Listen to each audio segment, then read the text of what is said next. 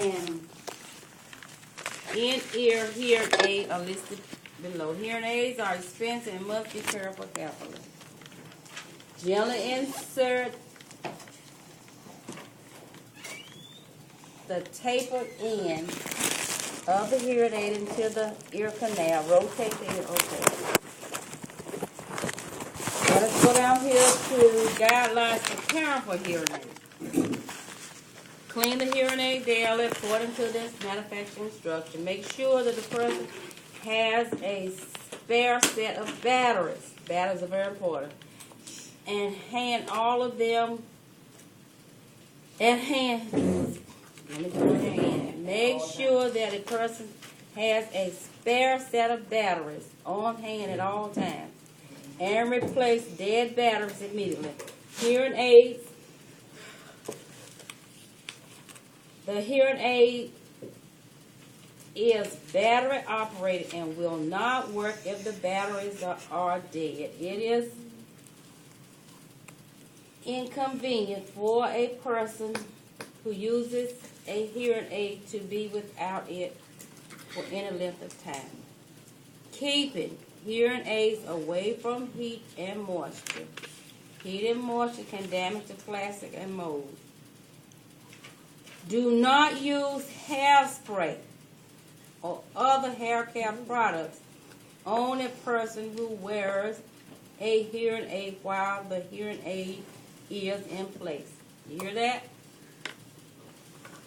The chemicals in many hair care products can damage the plastic mold. There's a question about that too. Store hearing aid at room temperature when they are not being worn. Keep replacement batteries and small hearing aids away from children and pets. Small objects can pose a choking hazard. Okay, putting it all together.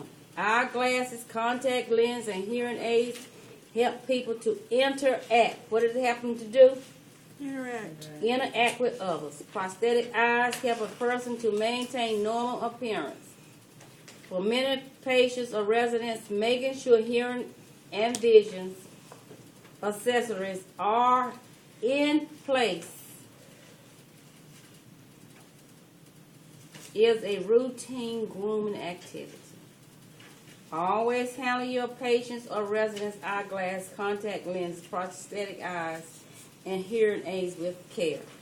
These items are expensive and difficult to replace. Improper prosthetic eyes and contact lens can lead to infections or injuries to the eyes. Y'all got that right? Mm-hmm. Okay. Right.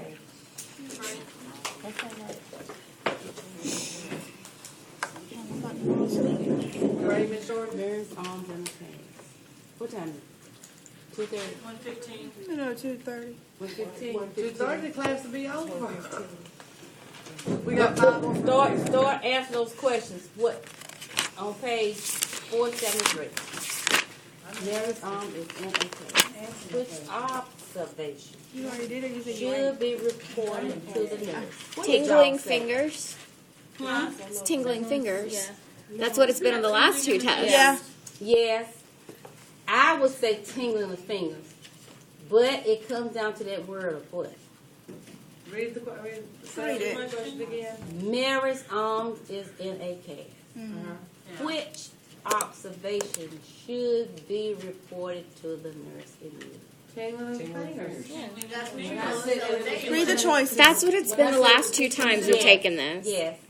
And I said tingling fingers. Read the choices. But it comes down to what? What?